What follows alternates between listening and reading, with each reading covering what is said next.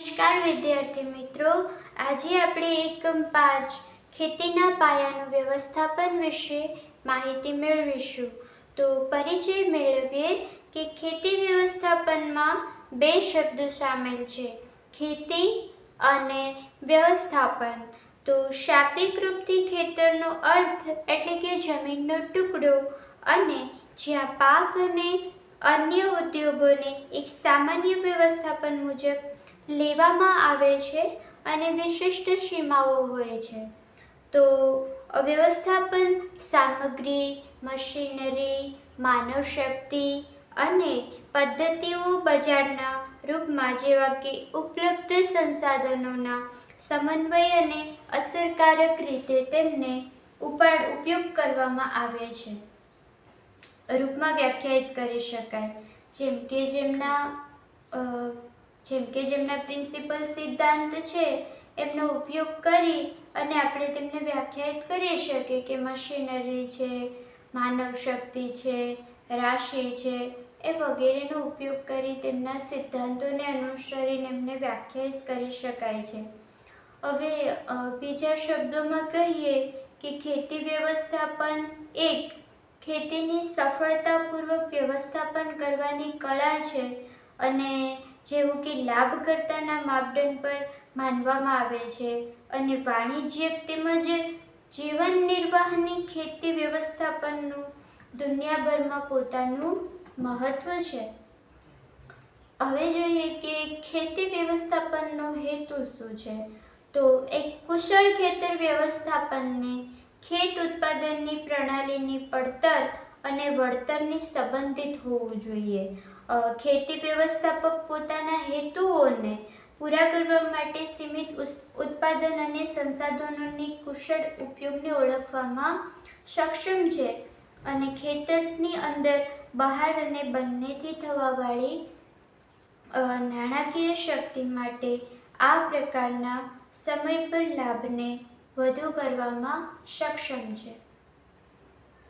હવે પછીનું છે કે શાકભાજીનું ખેતર.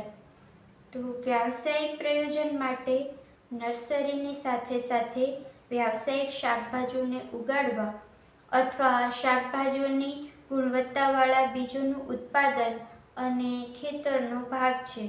વાણિજ્યિક શાકભાજીના ઉત્પાદનમાં પાસા ખેતરમાં એક મહત્વપૂર્ણ ઘટક છે.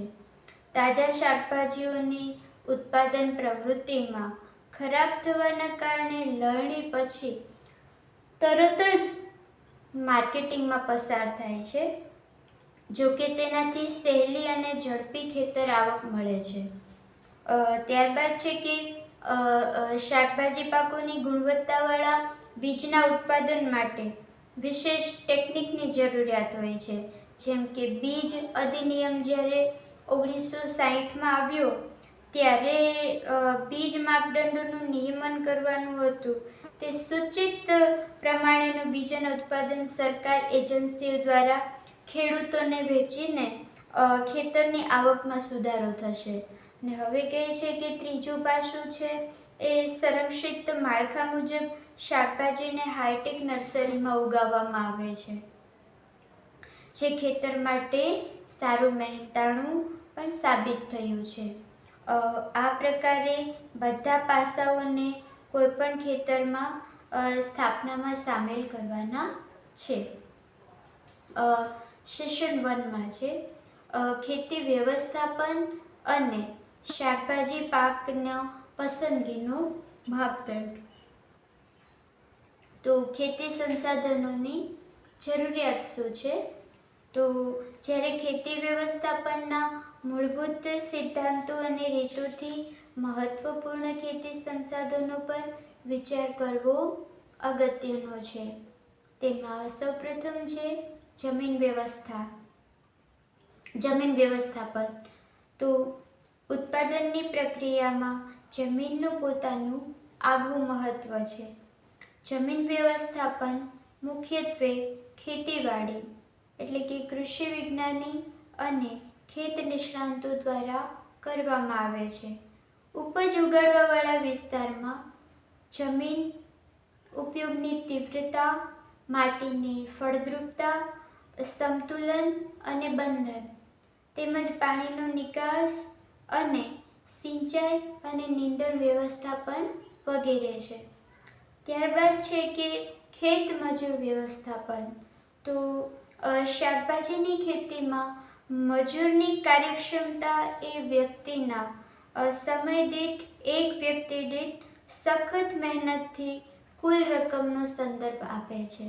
અને સામાન્ય રીતે જે મજૂરની કાર્યક્ષમતા જેટલી વધારે હોય છે, તો તેથી ખેતીથી સારો વધારાનો લાભ થાય છે. અને ખેત મજૂરોને 4 વર્ગમાં વર્ગીકૃત કરી શકાય છે, જેમ કે ખેત વ્યવસ્થાપકના મજૂર શ્રમિક કામ કરતા હોય છે, ખેતી ફેમિલીના મજૂર એટલે કે શ્રમ કાર્ય કરતા હોય છે, સ્થાયી રીતે કામમાં રાખવામાં આવેલા મજૂર અને આકસ્મિક કામ પર રાખવામાં આવેલા મજૂર. તો હવે પહેલાના 3 વર્ગ ખેતી પર ઉપલી સ્થાયી શ્રમ શક્તિની રચના કરે છે, પણ અતિ ગતિ સંવેદનશીલતાની સામાન્ય ઉણપને એક નિશ્ચિત સંસાધન છે. અને ચોથી શ્રેણી એક પરિવર્તનશીલ ઇનપુટ છે, અને જ્યારે જરૂરિયાત હોય ત્યારે તેમને કામ પર રાખી શકાય છે. પછી ત્યારબાદ કહે છે કે ખેત મજૂરનું વ્યવસ્થાપન, જમીનનું વ્યવસ્થાપન. ત્યારબાદ છે કે નાણાંનું વ્યવસ્થાપન કઈ રીતે કરવું જોઈએ. તો ખેતીની આવક વધારવા માટે જે ખેતી વ્યવસાયમાં નાણાંનું વિવેકપૂર્ણ વ્યવસ્થાપન ખૂબ જ અગત્યનું છે. હવે આ ખેતી વ્યવસ્થાપનનો ભાગ છે. મૂડી સંપાદન અને ઉપયોગ સાથે તે સંબંધિત છે. ત્યારબાદ છે કે ખેતીના મશીનરીનું વ્યવસ્થાપન. હવે મેં પસંદ કરેલા ખેતી કામોનું મશીનીકરણ. તો એમાં ઉપજ વધારી ટેકનિકના સઘન ઉપયોગ કરવો, બહુવિધ પાકના આધાર પર સઘન ખેતી અને સફળ અમલીકરણ એક અગત્યનું કારણ છે. તો ખેત મશીનરીના ખેતીના ઉત્પાદનને અને ઉત્પાદકતામાં ઉલ્લેખનીય વૃદ્ધિ કરી છે, કે કામને જે સરળ બનાવે છે અને ઉત્પાદનમાં પણ સારી વૃદ્ધિ થાય છે. તો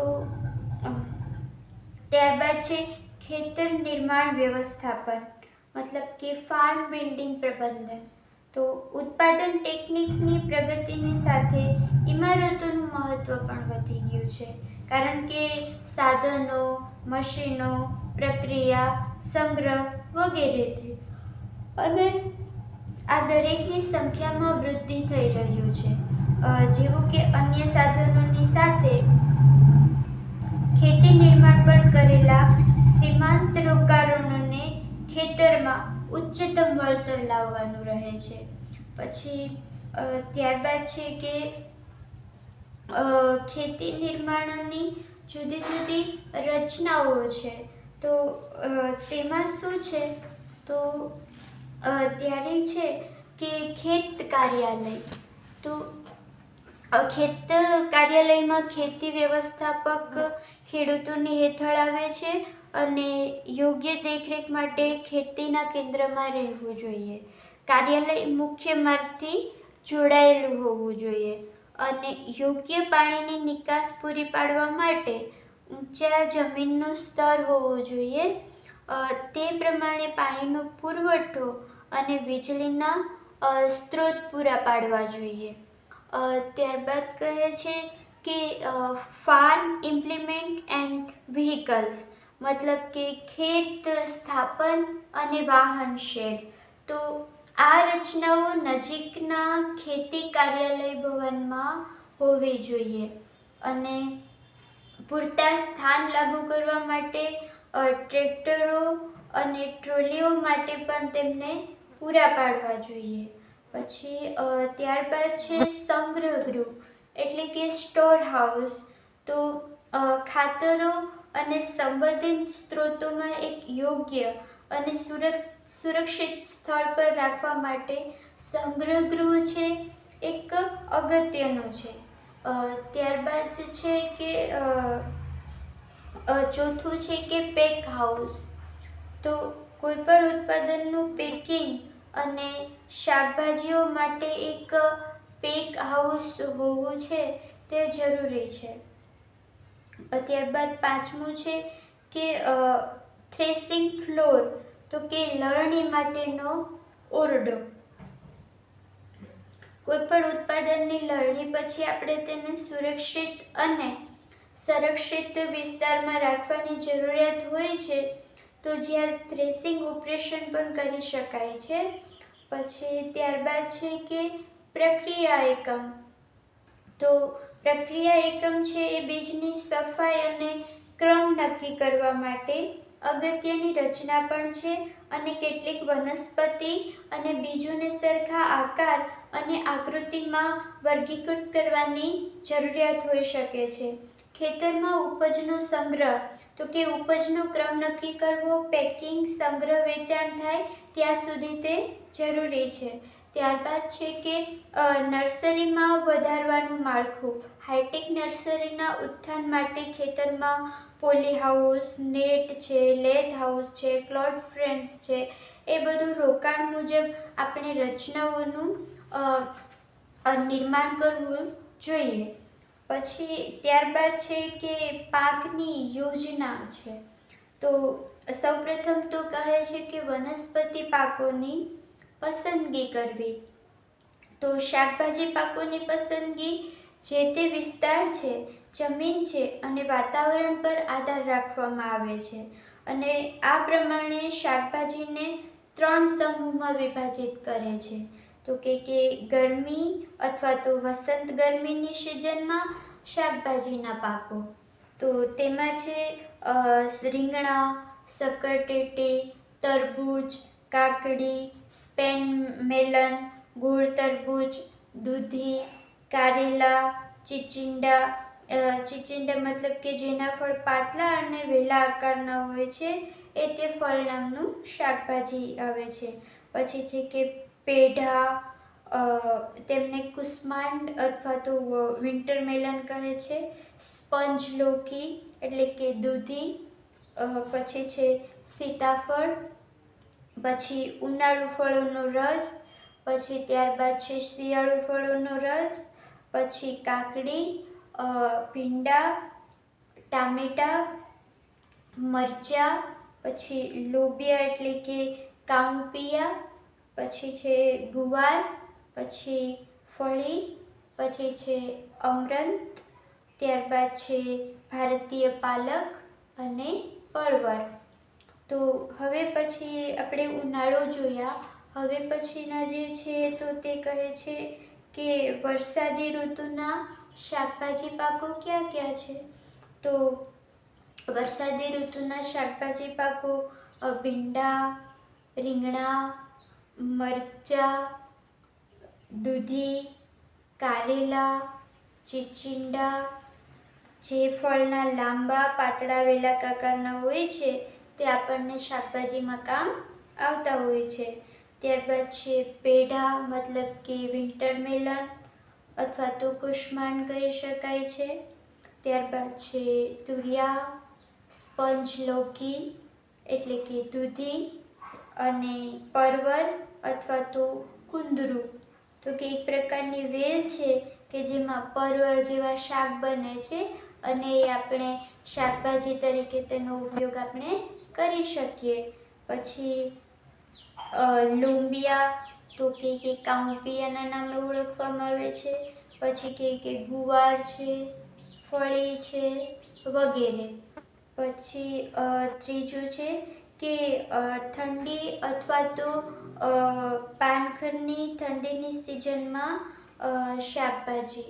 તો એ શાકભાજી છે કોબીજ, ફ્લાવર, પછી ગાંઠ કોબીજ, પછી લીલી કોબીજ, મૂળા, ગાજર, સલગમ છે. સલગમ છે એ છે કે મૂળા જેવા જ જેવું થાય છે, પણ તેમનો થોડો સ્વાદ મૂળા જેવો જ આવે છે, થોડો બદલે છે. અને એ સંશોધિત જાત છે અને ગોળ આકારનું બીટ જેવા આકારનું થાય છે સલગમ. ત્યારબાદ છે બીટ, પછી છે પાલક, ત્યારબાદ છે ડુંગળી, ત્યારબાદ છે લસણ, પછી છે વટાણા, પછી છે મેથી, કચુંબર અને બટાકા વગેરે.